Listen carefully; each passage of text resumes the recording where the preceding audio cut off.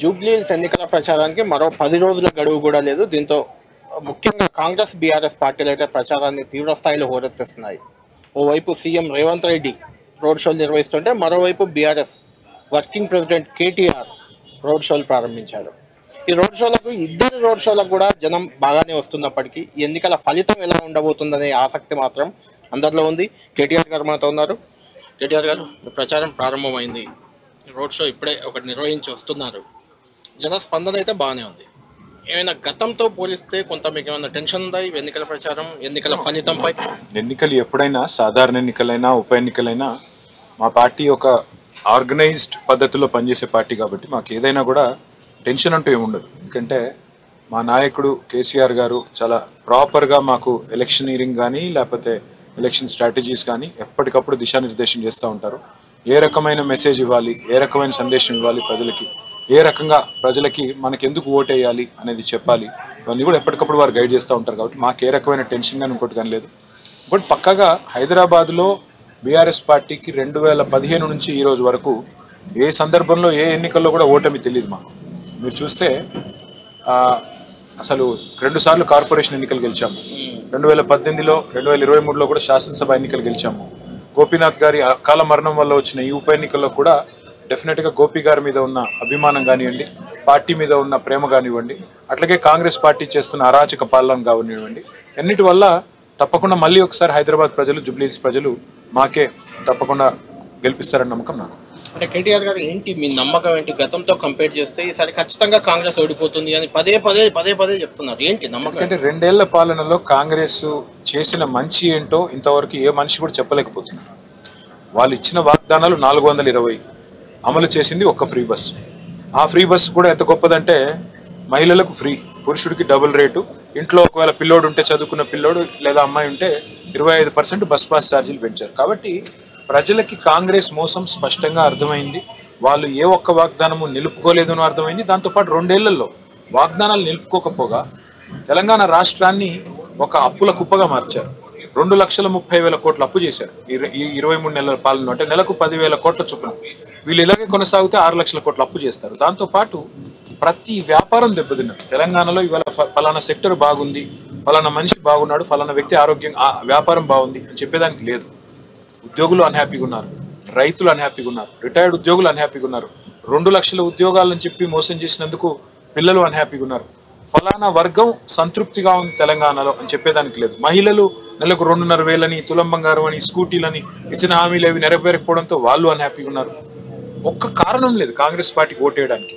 కేసీఆర్ గారు సవ్యంగా సరఫరా చేసిన కరెంటును కూడా కనీసం వీళ్ళు సరఫరా చేయకపోతున్నారు.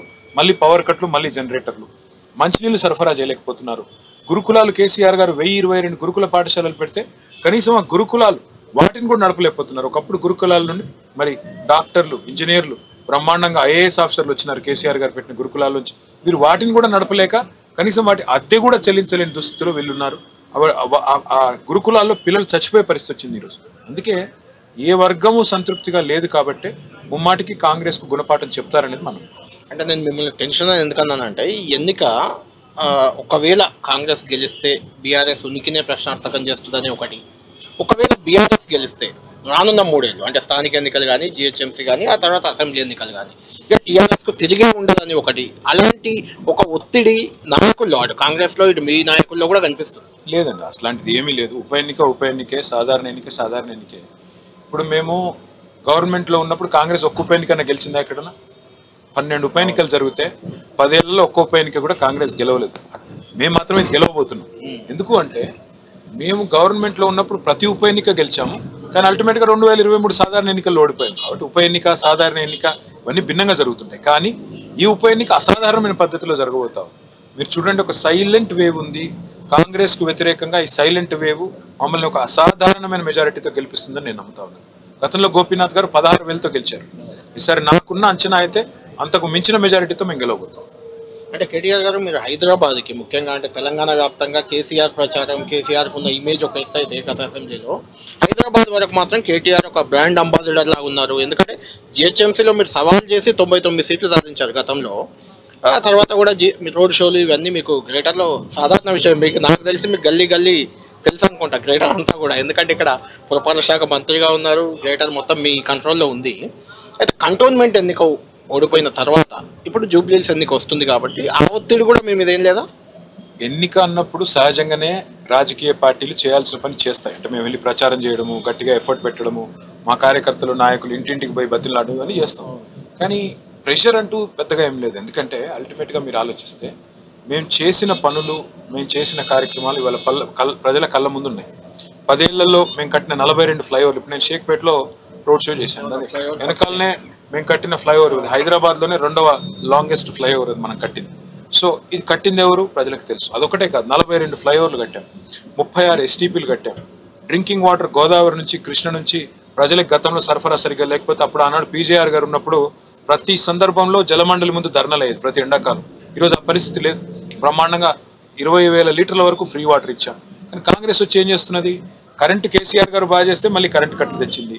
20,000 లీటర్లు కేసీఆర్ గారు ఫ్రీ వాటర్ ఇస్తే వీళ్ళు కరెంటు బిల్లులు ఇస్తున్నారు. ఇవాళ కొత్త ఫ్లైఓవర్లు, కొత్త రోడ్లు కట్టడం కాదు, ఉన్న రోడ్లనే మెయింటైన్ చేయలేక, గుంతలు పడితే కనీసం పూడ్చలేక, ఇవాళ కనీసం స్ట్రీట్ లైట్స్ కూడా పట్టించుకునేవాడు లేడు, కనీసం వీధుల్లో చెత్త తీసేవాడు కూడా లేడు. అందుకే ఈ చెత్త ప్రభుత్వాన్ని ఎంత తొందరగా వదిలించుకుంటే మంచిది అనే అభిప్రాయం ప్రజల్లో ఉంది. పక్కాగా అందుకే నేను నమ్ముతున్నా, హైదరాబాద్ ప్రజలు 23లో 18లో ఏ తీర్పు అయితే ఇచ్చారో మళ్ళీ గంటాపదంగా అట్లాంటి తీర్పు ఇవ్వబోతున్నారని నమ్ముతున్నాను. కేటీఆర్ గారు మేము చూసాం, గతంలో మాగంటి గోపీనాథ్ గారు 3 సార్లు గెలిచారు. ఆయన అంతకుముందు టీడీపీ, తర్వాత బీఆర్ఎస్ పార్టీ ఏదైనా గెలుస్తూ వచ్చారు. ముఖ్యంగా అక్కడ మైనార్టీ ఓట్లు చాలా కీలకం జూబ్లీహిల్స్ నియోజకవర్గంలో. వాళ్ళు కూడా గతంలో గోపీనాథ్ వెంటే ఉండేవాళ్ళు. ఇప్పుడు చూసాం మీ రోడ్ షోలో గోపీనాథ్ గారి వైఫ్, మీ అభ్యర్థి సునీత గారు, వాళ్ళిద్దరు కూతుళ్ళు, వాళ్ళు మీరే ఇక వాళ్ళని ఒడ్డున చేరుస్తారు, గెలిపిస్తారు అని ఒక రకమైన మాగంటి గోపీనాథ్ గారు లేరు కాబట్టి ఆ ఒత్తిడి కూడా మీ మీద లేదా? గోపీనాథ్ గారు మా కుటుంబంలో సభ్యుడు. గోపి గారు పోయిన తర్వాత ఈరోజు ఆ కుటుంబం పెద్ద దిక్కును కోల్పోయింది. పెద్ద దిక్కును కోల్పోయిన ఆ కుటుంబానికి ఒక పెద్ద దిక్కులాగా ఇవాళ మా పార్టీ అధ్యక్షులు పెద్దలు కేసీఆర్ గారు నిలబడ్డారు. ఆ కుటుంబాన్ని పూర్తి స్థాయిలో అండగా నిలబడి నడిపిస్తా ఉన్నారు. ఇవాళ వారికి సునీత గారికి టికెట్ ఇవ్వడమే కాదు, మా సోదరుడు విష్ణువర్ధన్ రెడ్డి గారు పీజేఆర్ వారసులు, వారు కూడా కాలికి బల్పం కట్టుకొని తిరుగుతా ఉన్నారు. అంటే ఈ రకంగా మేము అందరం కూడా ఒకటే కుటుంబ సభ్యులు. ఇవాళ గోపి మా కుటుంబంలో ఒక సభ్యుడు. ఆయన అనుకోకుండా మరణించడం వల్ల ఇవాళ వాళ్ళ పిల్లలు కానీ, ఆ కుటుంబం కానీ బాధ్యత అంతా పార్టీ భుజాన్ని ఎత్తుకొని, ఆయన మరణించిన నాటి నుండి సంస్మరణ సభల నుంచి మొదలు పెడితే ఈ రోజు దాకా ప్రతిదీ పార్టీ చేస్తూ వస్తుంది. అంటే మేము ఒక కుటుంబ సభ్యుడికి, మా కుటుంబంలో, మా కేసీఆర్ కుటుంబంలో ఉండే ఒక సభ్యుడికి మేము ఇచ్చే గౌరవం అట్లాంటిది.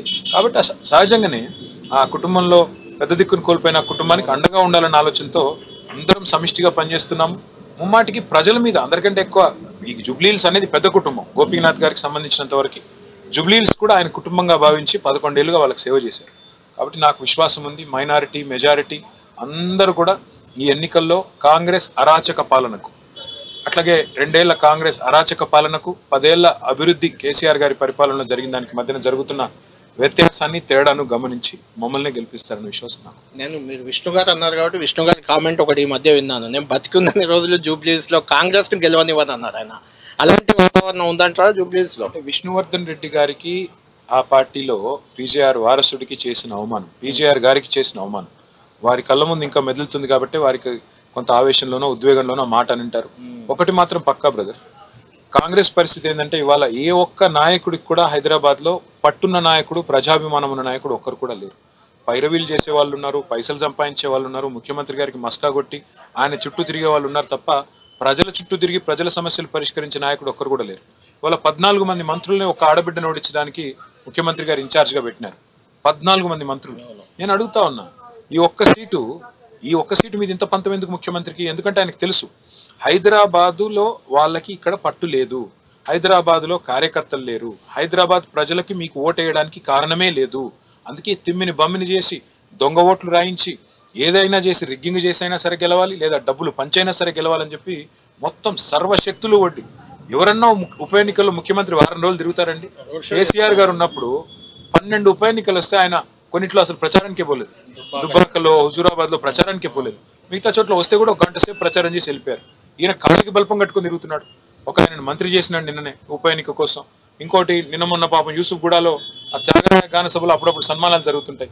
ఎవరి షాలో వాళ్ళే తెచ్చుకొని, ఎవరి దండ వాళ్ళే తెచ్చుకొని, ఎవరి చప్పట్లు కొట్టేటోళ్ళం కూడా వాళ్ళే తెచ్చుకొని అన్నట్టుగా మొత్తం ఆర్కెస్ట్రేటెడ్ డ్రామా. అంటే ఈ రకంగా ఎంత దిగజారిపోయి ముఖ్యమంత్రి తనలాడుతున్నాడు అంటే కుల సంఘాల మీటింగ్లు పెడుతున్నారు. అంటే ఇంత దిగజారిపోయి ముఖ్యమంత్రి గారు ప్రవర్తిస్తున్నారంటేనే దాన్ని బట్టి మనం అర్థం చేసుకోవచ్చు కాంగ్రెస్ ఓడిపోతోంది అనే రిపోర్ట్ ఆయనకు కూడా ఉంది కాబట్టి కొత్తగా మంత్రులు, కొత్తగా పదవులు, కొత్తగా ఈ డ్రామాలు ఇవన్నీ ఇన్ని చేసినా జూబ్లీహిల్స్ లో కాంగ్రెస్ ఓటమి తప్ప. జూబ్లీహిల్స్ లో ఇంతకుముందు నేను అన్నట్టు మైనార్టీ ఓట్లు 1,30,40,000 వరకు ఉన్నాయి, చాలా పెద్ద సంఖ్యలో ఉన్నారు ఓట్లు. వాళ్ళను ఆకట్టుకునేందుకే అజారుద్దీన్ని క్యాబినెట్లోకి తీసుకున్నారని ఒకటి. రెండోది, వాళ్లకు ఎంఐఎం కొంత ఇన్ఫ్లుయెన్స్ ఉంటుంది కాబట్టి ఎంఐఎం మద్దతు కాంగ్రెస్కి ఇచ్చింది. ఆ ప్రభావం ఉండాలంటారా ఈ ఎన్నికల్లో?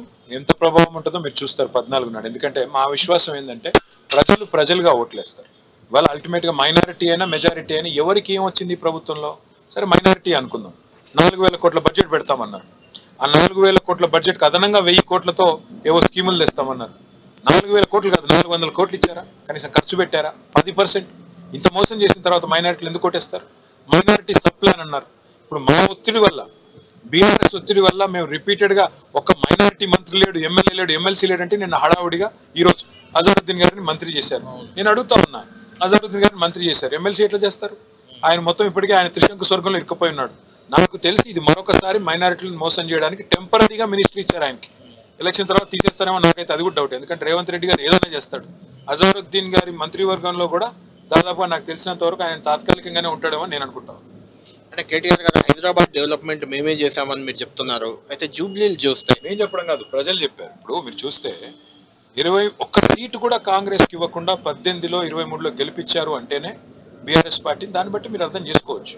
ప్రజలు మేం చెప్పడం కాదు, ప్రజలు కాంగ్రెస్ను హైదరాబాద్లో తిరస్కరించి మీరు ఇక్కడ వద్దు అని పంపించారు. అంటే జూబ్లీహిల్స్ నియోజకవర్గానికి విషయానికి వస్తే జూబ్లీహిల్స్ అందులో ఉండదు, అసలు ఆ నియోజకవర్గంలో జూబ్లీహిల్స్ ప్రాంతమే ఉండదు. మిగిలిన ప్రసాద్ నగర్, వెంగళరావు నగర్, మధురా నగర్ ఇలాంటి కొన్ని మినహాయిస్తే మిగిలిన అన్ని ఆల్మోస్ట్ స్లమ్ ఏరియాసే. అక్కడ ఏం డెవలప్ చేయలేదు అని మీరు వారు మిమ్మల్ని 4వ తారీఖు నాడు జూబ్లీహిల్స్ నియోజకవర్గంలో బీఆర్ఎస్ పార్టీ ఆధ్వర్యంలో జరిగిన అభివృద్ధి ఏంటిది, ఎన్ని వేల కోట్లతో చేశాము నేను ప్రజెంటేషన్ ఇవ్వబోతున్నాను, దయచేసి మీరు కూడా రండి. దాదాపు 5,000 కోట్ల రూపాయలు అభివృద్ధి చేశాము. ఎక్కడ చేశాము, ఏం చేశాము, ఏ పనులు చేశాము నేను వివరంగా చెప్తాను. 2 ఏళ్లలో కాంగ్రెస్ చేసిందని వాళ్ళని తీసుకుని రమ్మను. 2 ఏళ్ల కాంగ్రెస్ ప్రభుత్వం ఏం చేసింది జూబ్లీహిల్స్ కానీ హైదరాబాద్ కానీ వారిని రమ్మనండి. నేను 10 ఏళ్లలో మా ప్రభుత్వం ఏం చేసిందో నేను వివరంగా, ఎందుకంటే మున్సిపల్ మంత్రిగా నేనే ఉన్నాను కాబట్టి వివరంగా 5,000 కోట్లతో ఎక్కడెక్కడ ఏమేమి అభివృద్ధి చేశాం జూబ్లీహిల్స్ నియోజకవర్గంలో నేను చెప్తాను. ఆ ప్రోగ్రెస్ రిపోర్ట్ ఆధారంగానే ప్రజల దగ్గరికి వెళ్ళి ఓటు అడుగుతాం. అంటే కేటీఆర్ గారు అభివృద్ధి ఒక్కటే ఎన్నికల్లో ప్రభావం చూపే అంశం కాదు, ఇంకా చాలా అంశాలు ఉంటాయి. ఆ రకంగా అధికార పార్టీకి ఉండే అడ్వాంటేజ్ ఉండదంటారా? అధికార పార్టీ పరిస్థితి ఎట్లుందంటే ఇవాళ వాళ్ళ పార్టీ ఎమ్మెల్యేలే చెప్తున్నారు మేము పెళ్లిలకు పేరెంటాలు తిరగడం తప్ప ఎందుకు పనికి రాకుండా పోయాము, రూపాయి లేదు మా దగ్గర అని ఎన్ఎం శ్రీనివాసరెడ్డి గారు మహబూబ్నగర్ ఎమ్మెల్యే చెప్తున్నారు. ఇంకో ఎమ్మెల్యే గారు అయితే మాకు ఈ ముఖ్యమంత్రి మాటలు చూడండి, ఒక్క బీఆర్ఎస్ నాయకుడు ఇంటికి పోడు, ఒక్క బీఆర్ఎస్ నాయకుడు మళ్ళీ ఇల్లు చూడడు. ఎవరు మాట్లాడతారండి ఈ మాటలు? 10 ఏళ్ళు కేసీఆర్ గారి పరిపాలనలో శాంతి భద్రతలు సవ్యంగా ఉన్నాయి కాబట్టి పరిశ్రమలు వచ్చినాయి. ఇవాళ ఇట్లాంటి మాటలు, ఇట్లాంటి వ్యవహారాలు చేస్తే, తుపాకులు పెట్టి పారిశ్రామికవేత్తలను బెదిరిస్తే ఎవడుంటాడండి? నాకు అర్థం కాదు. రాష్ట్రాన్ని ఏం చేయదలుచుకున్నారు? రౌడీ షీటర్లో పాలు చేస్తారు. డెఫినెట్గా ఉన్న వాస్తవాలు ప్రజలు మాట్లాడుతున్నారు, ప్రజల్లో ఉన్నదే మా నాయకులు చెప్తున్నారు. తప్పేం లేదు. మీ అభ్యర్థిపై కూడా ఇప్పటికి నాకు తెలిసి 3-4 కేసులు అయినట్టున్నాయి. ఈ రోజు కూడా ఇంతకుముందు ఏదో ఒక కేసు పిల్లల మీద కూడా కేసులు పెట్టారు. దరిద్రం ఏంటంటే రేవంత్ రెడ్డి గారి పరిపాలన ఎంత దరిద్రంగా ఉందంటే, మా అభ్యర్థి వారి భర్త చనిపోయిన తర్వాత 4 నెలలకి ఇవాళ ప్రజల్లో తిరుగుతున్నారు. ఆవిడికి భర్త గుర్తొచ్చి ఏడిస్తే కూడా దాన్ని కూడా రాజకీయం చేసే దౌర్భాగ్యపు మంత్రులు ఈ రాష్ట్రంలో ఉన్నారు. ఆవిడ కోసం తిరుగుతుంటే ఆ పిల్లల మీద కూడా కేసులు పెట్టే దౌర్భాగ్య ప్రభుత్వం ఈరోజు రాష్ట్రంలో ఉంది. అంతకంటే ఏం చెప్పాలి? ఈ ప్రభుత్వం యొక్క భయం, అంత భయం ఎందుకు? ఆ పిల్లల్ని చూసి, పిల్లలు తిరిగితే, అమ్మాయి తిరిగితే మీకెందుకు అంత భయం? అంటే వాళ్ళ మీద కేసులు పెట్టడం వల్ల నేను అడుగుతున్న పాయింట్ ఏంటంటే, కార్యకర్తలు మీ నాయకులు కూడా కొంత ఇబ్బందికరంగా ప్రచారానికి వెనుకడిగేసే పరిస్థితి లేదంటారు? ఉద్యమంలోంచి వచ్చిన వాళ్ళు ఇట్లాంటి కేసులని, ఇట్లాంటి జైళ్ళని చాలా చూసాము. రాజశేఖర్ రెడ్డి లాంటి ముఖ్యమంత్రితోనే కొట్లాడు. రేవంత్ రెడ్డి గారు రాజశేఖర్ రెడ్డి గారి కాలి గొరుగు కూడా సరిపోదు. కాబట్టి ఇట్లాంటి అల్లాటప్ప నాయకులతో భయపడే ప్రసక్తి లేదు. ఇట్లాంటి వాళ్ళతో ఎట్లా కొట్లాడాలో మాకు తెలుసు. మా నాయకుడు కేసీఆర్ గారు ఉన్నారు, ప్రజలు ఉన్నారు, పైన దేవుడు ఉన్నాడు. తప్పకుండా వారితో ఎట్లా కొట్లాడాలి అట్లా. అంటే కేటీఆర్ గారు ఇప్పటివరకు హైదరాబాద్లో గతంలో ఉన్న మేయర్, డిప్యూటీ మేయర్, రీసెంట్గా ప్రస్తుతం ఉన్న మేయర్, డిప్యూటీ మేయర్ కూడా బీఆర్ఎస్ వాళ్ళే. వాస్తవానికి వాళ్ళంతా కాంగ్రెస్లో చేరిపోయారు. దాని ప్రభావం ఉండదు? డెఫినెట్గా ఉంటుంది. ప్రజల్లో రియాక్షన్ వైల్డ్గా ఉంటుంది. ఎందుకంటే అధికారం ఉన్నప్పుడు మాతో ఉండి అధికారం పోగానే పారిపోయే వాళ్ళ గురించి ప్రజలు ఏమనుకుంటారో మీరు భవిష్యత్తులో చూస్తారు. వాళ్ళ భవిష్యత్తు రాజకీయంగా ఎట్లా ఉండబోతుందో కూడా మీరు చూస్తారు. ముమ్మాటికి ప్రజలు వాళ్ళకి తగిన గుణపాఠం చెప్తారనే విశ్వాసం నాకుంది. మాకు జూబ్లీహిల్స్లో భారీ మెజారిటీతో పట్టం కడతారనే విశ్వాసం ఉంది. రైట్. రేవంత్ రెడ్డి గారు ఆల్రెడీ రోడ్ షోలు నిర్వహిస్తున్నారు. మంత్రులు మీరు చెప్పినట్లు మొత్తం మంది మంత్రులు మకాం వేశారు. గల్లీ తిరుగుతున్నారు వాళ్ళ అభ్యర్థులు గెలిపించుకోవడానికి. కేసీఆర్ గారు ప్రచారానికి వచ్చే అవకాశం ఉందా? కేటీఆర్ గారు, హరీష్ రావు గారి ప్రచారమే పూర్తవుతుందా? తినబోతు రుచులు అడగకూడదు, అది మా నాయకుడు నిర్ణయం తీసుకున్నప్పుడు నేను మీకు చెప్తాను. రైట్, థ్యాంక్ యూ కేటీఆర్ గారు. మొత్తానికి జూబ్లీహిల్స్ ఎన్నికల ప్రచారం మాత్రం చాలా ఇంట్రెస్టింగ్గా సాగుతుంది. ఇటు కేటీఆర్, అటు రేవంత్ రెడ్డి ఇద్దరు ప్రచారంలో దిగారు. ఒకరిపై ఒకరు విమర్శల పరంపర చేసుకుంటున్నారు. ప్రజలు ఎవరిని విశ్వసిస్తారు, ఎవరికి మద్దతు ఇస్తారు చూడాలి. అయితే కేటీఆర్ గారు మాత్రం మాగంటి గోపీనాథ్ సతీమణి సునీత వాళ్ళిద్దరు కూతుర్లతో కలిసి ప్రచారంలో విస్తృతంగా పాల్గొంటున్నారు. వాళ్ళంతా కూడా కేటీఆర్ పైనే ఒక నమ్మకం పెట్టుకున్నట్లు కూడా ఇక్కడ కనిపిస్తుంది. చూడాలి ఆ నమ్మకాన్ని కేటీఆర్ ఏ మేరకు నిలుపుకుంటారు, కేటీఆర్ పెట్టుకున్న నమ్మకాన్ని ప్రజలు ఏ మేరకు ఇస్తారు, జూబ్లీహిల్స్లో బీఆర్ఎస్ని గెలిపిస్తారు మీరు చూడాలి.